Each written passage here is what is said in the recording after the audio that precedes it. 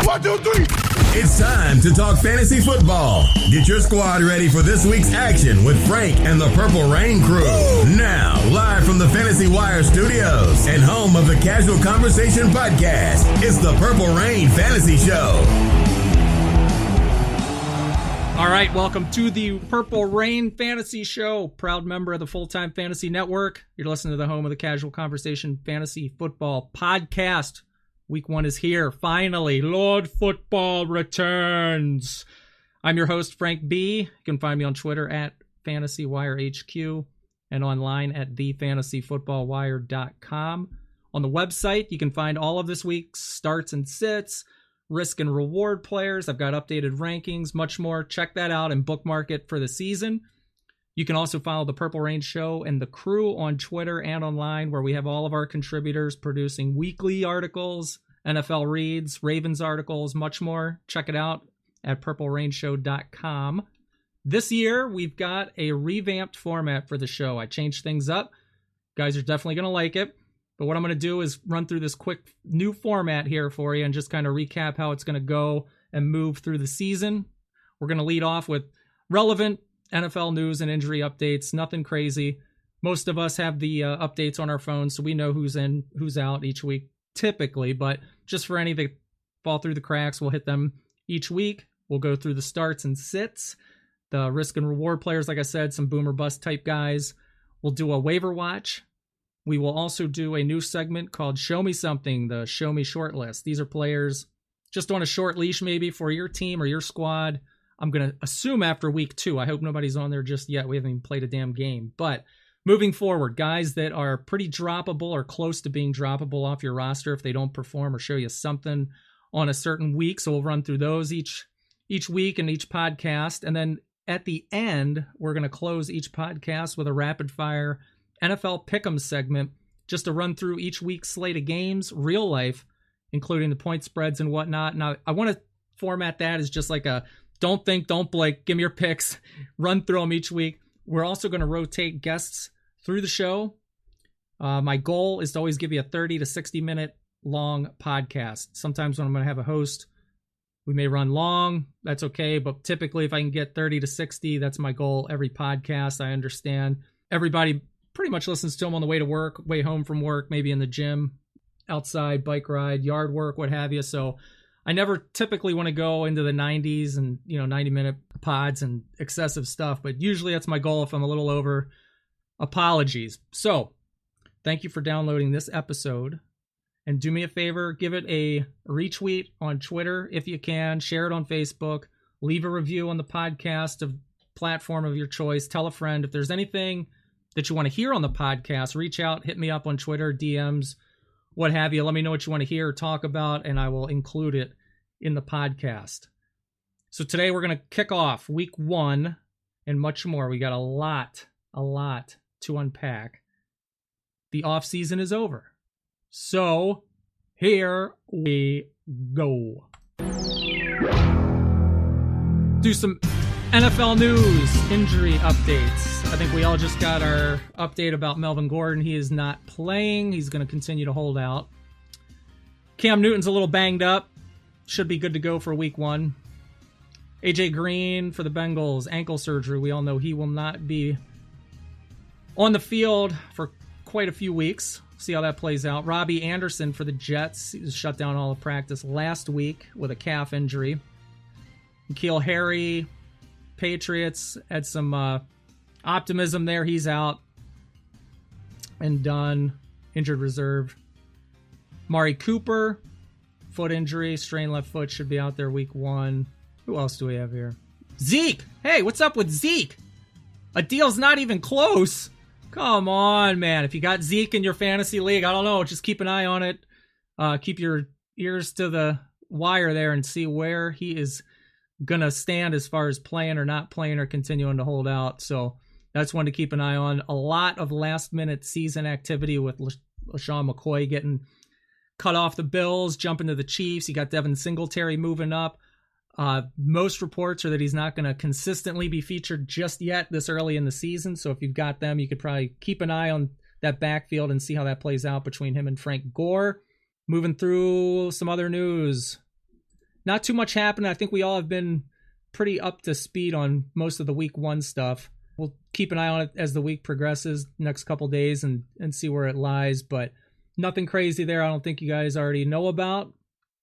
So before we get into the starts and sits, I just wanted to go over some quick advice on the fantasy landscape regarding your own specific rosters, strategies through this upcoming season. I know we all play the game a little different ideas, different strategies and whatnot. So this is just some basic advice from me that I try to live by it to a degree. So I talked about this on the Sunday Sports Voice this past Thursday on AM 1570 in Baltimore. I'm a weekly contributor there. You can hear me on there, stream it.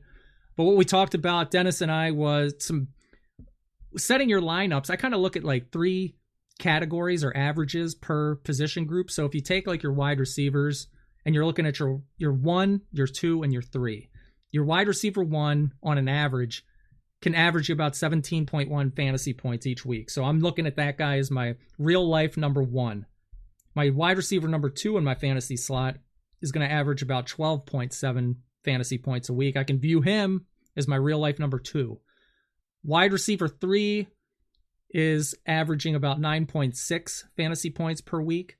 So in real life, I view him as maybe my number 3 guy on the team, or a slot receiver, maybe a 4th guy, wherever they move him. So when I set my lineup, I'm kind of looking at my players and saying, okay, is this guy going to get me 17 points? Has this guy got an opportunity to at least get me 12? I kind of run through it like that and set my lineup as well as the matchup. You know, obviously, do you like the matchup? But if you're just looking at a point from a points or an average point standpoint, you can kind of use those numbers. For the running back class, kind of the same thing. Running back number 1, 17.3. Running back number 2 averages about 10.9. Running back number 3, 6.7. And those are your guys I'm looking there as like my real life, either third down back, situational guy, a sprinkle back, you know, your committees, your running back depth chart as far as like an Eagles backfield. It's a mess, you know, guys rotate through there. So who on my roster gives me the best chances of hitting those numbers or exceeding them? I take that into account each week. My other goal or advice, strong advice, very strong advice here, is during the season, do not abuse the waiver wire. Listen, you're going to get on the waiver wire, you're going to make moves. I made, I think, over 100 transactions last season. But the point of making those moves is don't make them just for the sake of making a move. And absolutely, 100%, do not window shop. Don't window shop. Oh, this person's available just because it's a name that you know or identify with or have heard a buzz about. Do a little research and always be patient, but just avoid that recency bias and look ahead to that player's upcoming opponents.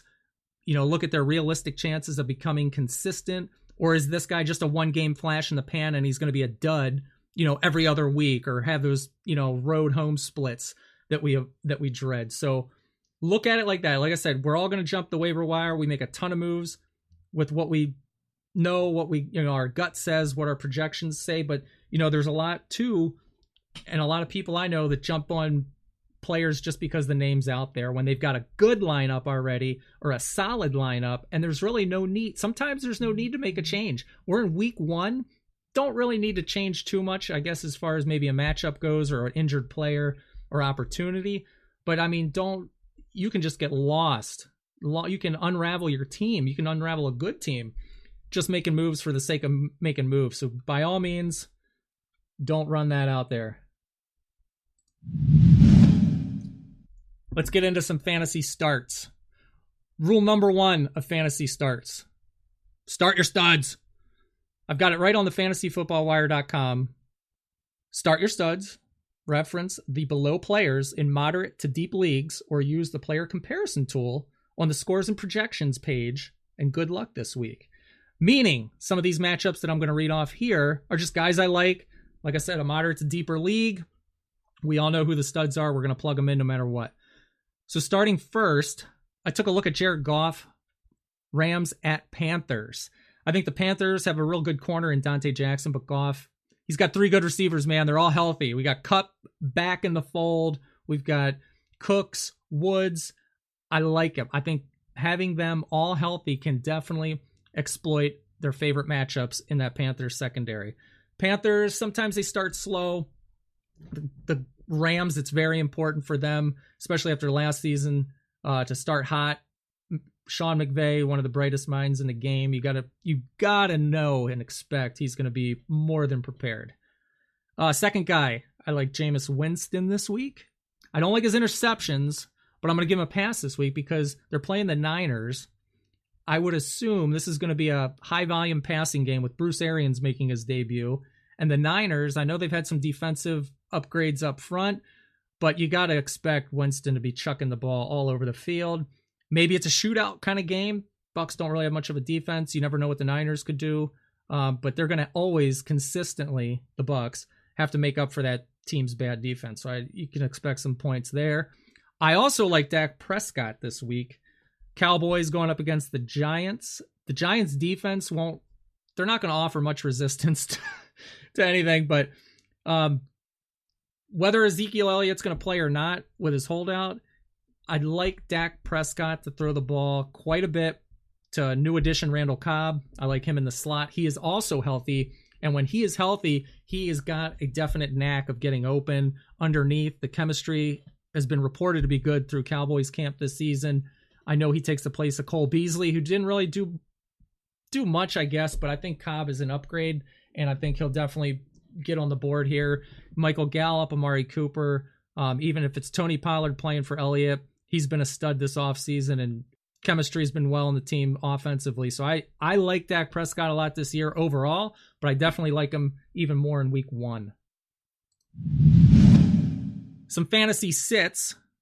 Quarterbacks, I'll go Matt Ryan against the Vikings. Ryan's playing 13 games in domes. He won't play outside till week 11, but the problem here, I think, is more so being away from Atlanta against a tough defense. It's going to be jacked for the opener. If you're going to the Ship, you better be ready. It's a very, very loud place. Cam Newton for the Panthers. We talked about opposite field Jared Goff on the starts, but Cam Newton, I know he's a little banged up. I guess he's okay with the shoulder. He's supposedly all right with the foot, but I think that's a risk against, that Rams defense. It's going to make giveaways, force turnovers, force pressure. I'm going to wait and see on Cam Newton this week. Maybe he, delivers a decent game, but I think he's got upside, just maybe not week 1. Ben Roethlisberger, Steelers at Patriots. Good old Big Ben. Mr. Road and Home Split. We already know that. We've already experienced that. Been there, done that. This matchup, though, I'm a little worried. I'm wondering, no Le'Veon Bell, no Antonio Brown. We've got Connor in there. We got Juju. I love Juju. But let's see what the game plan is without these guys. I mean, this is a big, big change for that Steelers offense. So I'm curious to see. I don't think the Patriots are a good way to find out this week as far as fantasy goes, if you want to put your foot in the water on, week 1 here. But I'm going to sit Roethlisberger, see what he does, go from there. I mean, that's about it for me. Some risk and reward players this week, quarterbacks. I've got Mitch Trubisky for the Bears. He could have a huge game against that Packers revamped defense. Hard to say. He could also lay an egg. Lamar Jackson, Ravens, Dolphins. Dolphins are the worst team in the NFL. Their defense is not going to be able to handle Jackson's rushing and passing, but is he going to be running all game, or is he going to be throwing the ball? Is it going to be a mix? I think it's a risk reward because you don't know if Greg Roman's going to come out and just ground and pound for 60 straight minutes. Obviously, the team has got to have a goal of keeping Lamar Jackson healthy. I don't think they're going to throw him out there to, put the game on his back week 1. So I would expect a heavy, heavy dose of the run game, the short passing game, and they've got the backs to rotate through there with Justice Hill, Gus Edwards, Mark Ingram. So if you play him, maybe he goes off. If you play him, maybe he gives you minimal points. So Kyler Murray, same for the Cardinals. I have no idea what I'm going to get with this guy as far as a passer or runner goes. I think it's going to be high ceiling once he gets into first quarter of the season and, has the time to get into Kingsbury's offense, but they're going to throw all kind of things at the Lions, I'm sure. But Detroit's upgraded that defense as well. I think Arizona's offense is going to be a few steps ahead early. Hard to say how that game's going to play out. Same as Lamar Jackson, he could go either way on there. So we'll see what he does there. Other running back starts and sits. For some running backs, I love Kerryon Johnson this week. I love Chris Carson. I love Mark Ingram going up against that Dolphins D we just talked about. Running back sits. I'm going to sit Kenyon Drake. I'm going to sit Marlon Mack. LaShawn McCoy, I don't know yet. Do you got anything left in the tank? Is Andy Reid going to, bring you back to life? I don't know. Devontae Freeman for the Falcons going up against the Vikings defense. Like I said, that's a tough, tall order. I don't know if I want to throw him out there yet this week. Running back risk rewards. I'm going to go Josh Jacobs for the Raiders. I assume he's going to be the guy, but is Gruden going to fool us all and do a little committee for week 1? Aaron Jones for the Packers going up against the Bears defense. Good God, that could be a total shutdown. But then again, Aaron Jones out of the backfield is quite dangerous and in open space.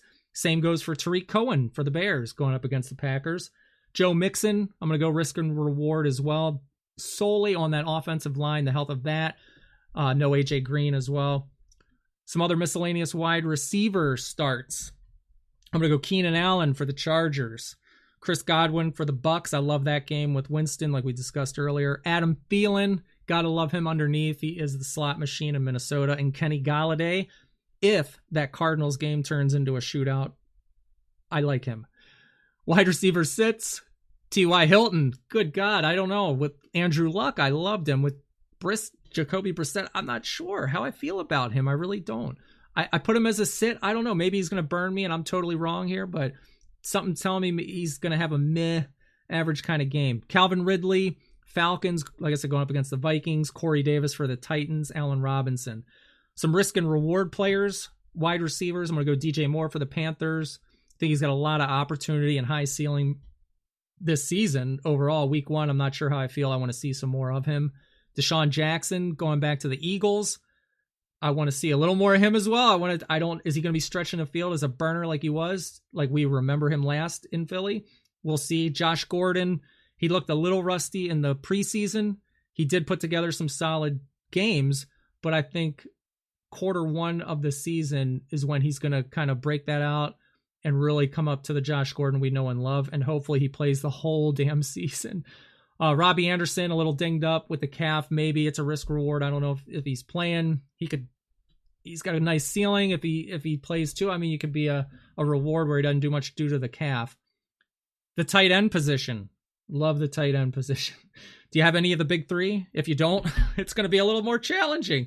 But for the starts, off the bat, I'm a Ravens honk, so I'm going Mark Andrews. He has got the most chemistry with Lamar Jackson, building off of last season. So I think he shows up big for the Miami game. And like I said, if they're going to keep Lamar Jackson healthy, they're not going to throw him out to the Wolves all game long. The dump offs, the small stuff, the chain mover is Mark Andrews. Delaney Walker for the Titans.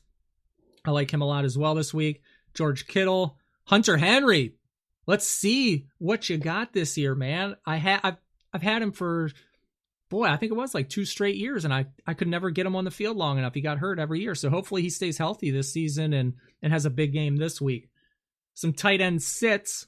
I was going David Njoku for the Browns, Austin Hooper for the Falcons, Cameron Brate on the Bucks. Is it going to be Brate or OJ Howard? I don't know yet. If you're in those moderate to deep leagues, you probably have one or both. Mike Gesicki, Dolphins. Is this guy ever going to do anything? I have no idea. Risk reward. I was going Greg Olsen. Maybe he has 3 snaps and his foot is injured again. I don't know what he's going to do either.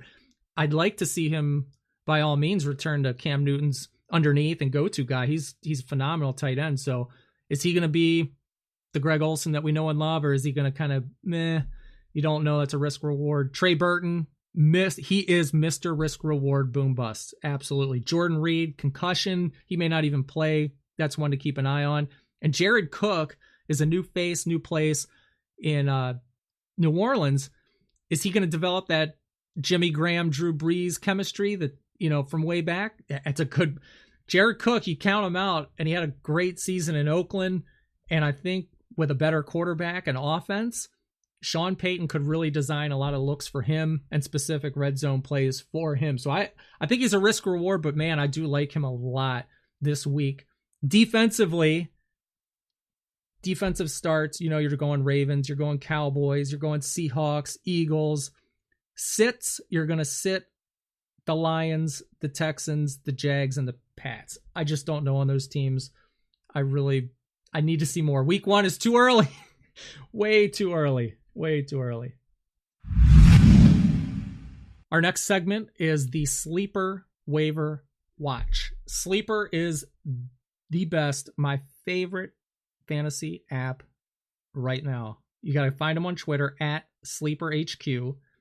They've got a great dark mode on that app. I love it.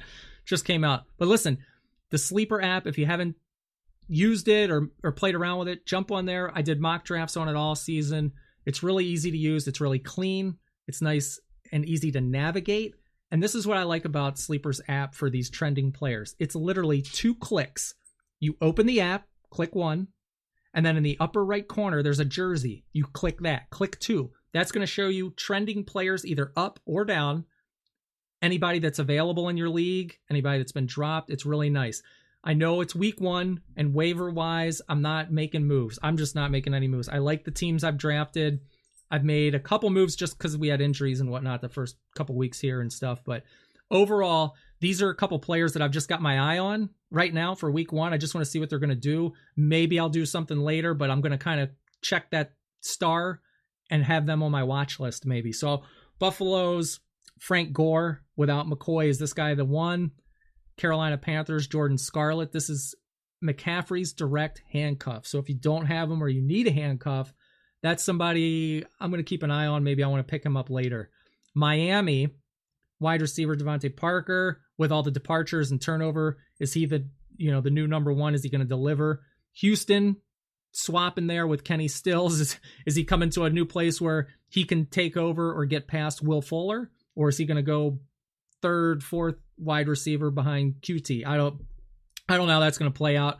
That's one to watch over the next couple weeks. Oakland's running back, Jalen Richard. Don't know what Gruden's going to do there. He could turn into something. He could turn into nothing, but I'm going to keep my eye on him.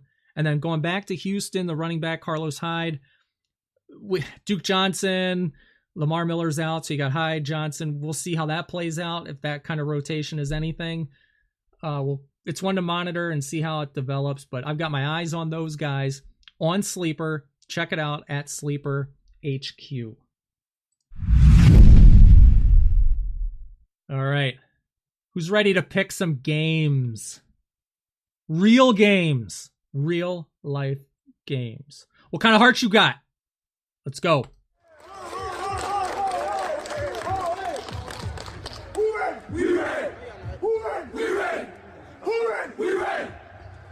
We ready. What kind of horse y'all got? Lion horse. What kind of horse y'all got? Lion horse. What kind of horse y'all got? Lion horse. Y'all boys ready? Yeah. Y'all boys ready? Yeah. Go. Y'all boys ain't ready? Shit. Somebody light me up. Boom.